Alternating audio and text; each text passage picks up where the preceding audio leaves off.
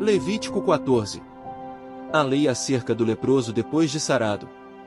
Disse o Senhor a Moisés: Esta será a lei do leproso no dia da sua purificação, será levado ao sacerdote, este sairá fora do arraial e o examinará. Se a praga da lepra do leproso está curada, então o sacerdote ordenará que se tomem para aquele que se houver de purificar, 2 aves vivas e limpas, e pau de cedro, e estofo carmesim, e hisopo. Mandará também o sacerdote que se molhe uma ave num vaso de barro, sobre águas correntes. Tomará a ave viva, e o pau de cedro, e o estofo carmesim, e o hisopo e os molhará no sangue da ave que foi imolada sobre as águas correntes. E sobre aquele que há de purificar-se da lepra, aspergirá 7 vezes, então o declarará limpo e soltará a ave viva para o campo aberto.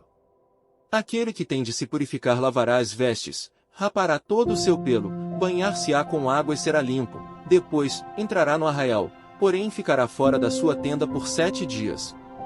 Ao 7º dia, rapará todo o seu cabelo, a cabeça, a barba e as sobrancelhas, rapará todo o pelo, lavará as suas vestes, banhará o corpo com água e será limpo.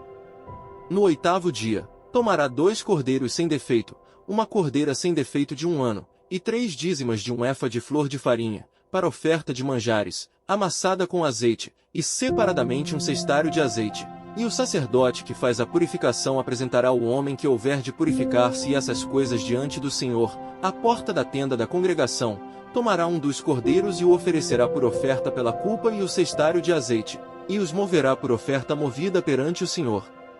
Então imolará o cordeiro no lugar em que se imola a oferta pelo pecado e o holocausto, no lugar santo, porque quer a oferta pela culpa como a oferta pelo pecado são para o sacerdote, são coisas santíssimas. O sacerdote tomará do sangue da oferta pela culpa e o porá sobre a ponta da orelha direita daquele que tem de purificar-se, e sobre o polegar da sua mão direita, e sobre o polegar do seu pé direito. Também tomará do cestário de azeite e o derramará na palma da própria mão esquerda.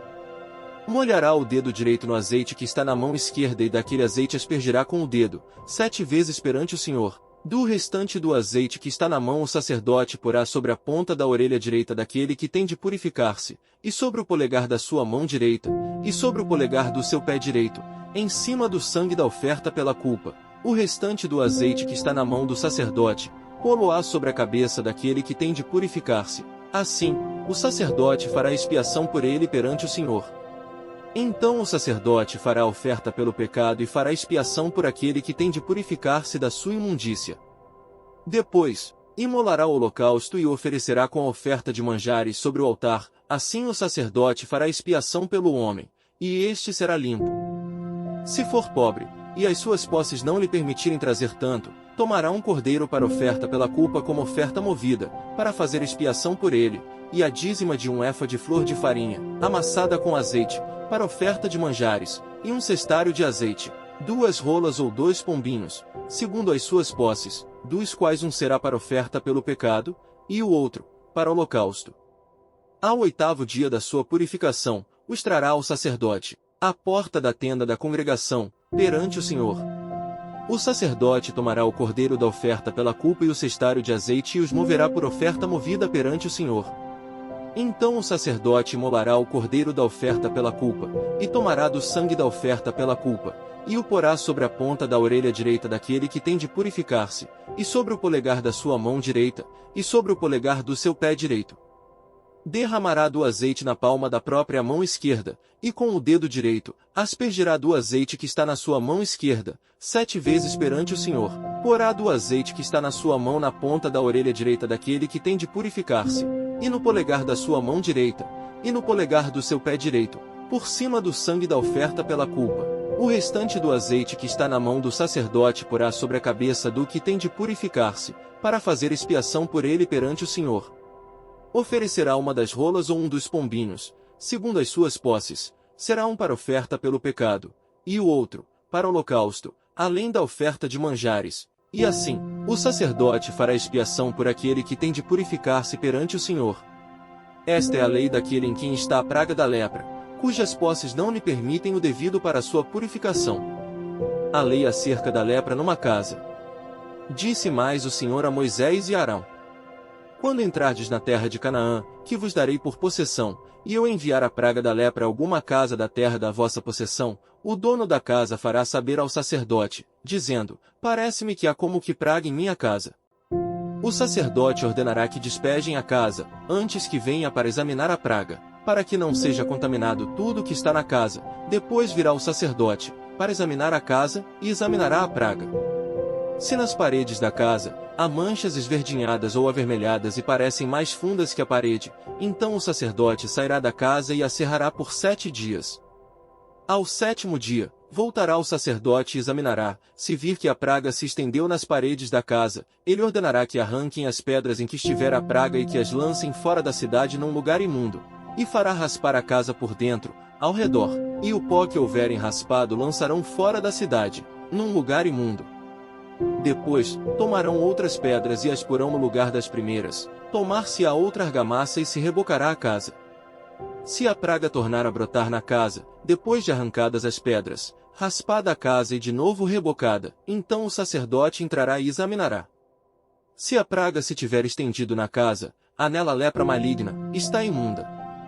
Derribar-se-á, portanto, a casa, as pedras e a sua madeira, como também todo o reboco da casa, e se levará tudo para fora da cidade, a um lugar imundo. Aquele que entrar na casa, enquanto está fechada, será imundo até a tarde. Também o que se deitar na casa lavará as suas vestes, e quem nela comer lavará as suas vestes. Porém, tornando o sacerdote a entrar, e examinando, se a praga na casa não se tiver estendido depois que a casa foi rebocada, o sacerdote a declarará limpa, porque a praga está curada. Para purificar a casa, tomará 2 aves, e pau de cedro, e estofo carmesim, e isopo, e molará uma ave num vaso de barro sobre águas correntes, tomará o pau de cedro, e o isopo, e o estofo carmesim, e a ave viva, e os molhará no sangue da ave molada e nas águas correntes, e aspergirá a casa 7 vezes. Assim, purificará aquela casa com o sangue da ave, e com as águas correntes, e com a ave viva, e com o pau de cedro, e com o isopo, e com o estofo carmesim. Então soltará a ave viva para fora da cidade, para o campo aberto, assim fará expiação pela casa, e será limpa. Esta é a lei de toda sorte de praga de lepra, e de tinha, e da lepra das vestes, e das casas, e da inchação, e da pústula, e das manchas lustrosas, para ensinar quando qualquer coisa é limpa ou imunda. Esta é a lei da lepra. Marcos 6 versículos 30 ao 56. A primeira multiplicação de pães e peixes. Voltaram os apóstolos à presença de Jesus e lhe relataram tudo quanto haviam feito e ensinado. E ele lhes disse: vinde repousar um pouco, à parte num lugar deserto, porque eles não tinham tempo nem para comer, visto serem numerosos os que iam e vinham. Então foram sós no barco para um lugar solitário. Muitos, porém, os viram partir e, reconhecendo-os, correram para lá a pé, de todas as cidades, e chegaram antes deles. Ao desembarcar, viu Jesus uma grande multidão e compadeceu-se deles, porque eram como ovelhas que não têm pastor. E passou a ensinar-lhes muitas coisas. Em declinando a tarde, vieram os discípulos a Jesus e lhe disseram: é deserto este lugar, e já avançada a hora, despede-os para que, passando pelos campos ao redor e pelas aldeias, comprem para si o que comer. Porém ele lhes respondeu: dai-lhes vós mesmos de comer. Disseram-lhe: iremos comprar 200 denários de pão para lhes dar de comer? E ele lhes disse: quantos pães tendes? Ide ver. E sabendo eles, responderam: 5 pães e 2 peixes. Então Jesus lhes ordenou que todos se assentassem, em grupos, sobre a relva verde. E o fizeram, repartindo-se em grupos de 100 em 100 e de 50 em 50. Tomando ele 5 pães e os 2 peixes, erguendo os olhos ao céu, os abençoou, e partindo os pães, deu-os aos discípulos para que os distribuíssem, e por todos repartiu também os 2 peixes. Todos comeram e se fartaram, e ainda recolheram 12 cestos cheios de pedaços de pão e de peixe. Os que comeram dos pães eram 5.000 homens. Jesus anda por sobre o mar. Logo a seguir, compeliu Jesus e seus discípulos a embarcar e passar adiante para o outro lado, a Betsaida, enquanto ele despedia a multidão. E tendo-os despedido, subiu ao monte para orar. Ao cair da tarde, estava o barco no meio do mar, e ele sozinho em terra. E vendo-os em dificuldade a remar, Porque o vento lhes era contrário, por volta da 4ª vigília da noite, veio ter com eles, andando por sobre o mar, e queria tomar-lhes a dianteira. Eles, porém, vendo-o andar sobre o mar, pensaram tratar-se de um fantasma e gritaram. Pois todos ficaram aterrados à vista dele. Mas logo lhes falou e disse: Tende bom ânimo. Sou eu. Não temais. E subiu para o barco para estar com eles, e o vento cessou. Ficaram entre si atônitos, porque não haviam compreendido o milagre dos pães, antes, o seu coração estava endurecido. Jesus em Genezaré. Estando já no outro lado, chegaram à terra, em Genezaré, onde aportaram. Saindo eles do barco, logo o povo reconheceu Jesus, e percorrendo toda aquela região, traziam em leitos os enfermos, para onde ouviam que ele estava. Onde quer que ele entrasse nas aldeias, cidades ou campos, punham os enfermos nas praças, rogando-lhe que os deixasse tocar ao menos na orla da sua veste, e quantos a tocavam saíam curados. Salmos 40 versículos 1 a 10.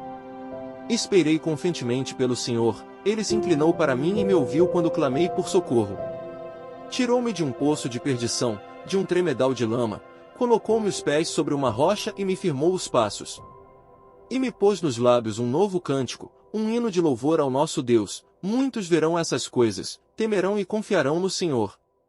Bem-aventurado o homem que põe no Senhor a sua confiança e não pende para os arrogantes, nem para os afeiçoados à mentira. São muitas, Senhor, Deus meu, as maravilhas que tens operado, e também os teus desígnios para conosco, ninguém há que se possa igualar contigo. Eu quisera anunciá-los e deles falar, mas são mais do que se pode contar. Sacrifícios e ofertas não quiseste, abriste os meus ouvidos, holocaustos e ofertas pelo pecado não requeres. Então eu disse, eis aqui estou, no rolo do livro está escrito a meu respeito, agrada-me fazer a tua vontade, ó Deus meu, dentro do meu coração, está a tua lei. Proclamei as boas novas de justiça na grande congregação, jamais cerrei os lábios, tu o sabes, Senhor. Não ocultei no coração a tua justiça, proclamei a tua fidelidade e a tua salvação, não escondi da grande congregação a tua graça e a tua verdade. Provérbios 10 versículos 11 e 12. A boca do justo é manancial de vida, mas na boca dos perversos mora a violência. O ódio excita contendas, mas o amor cobre todas as transgressões.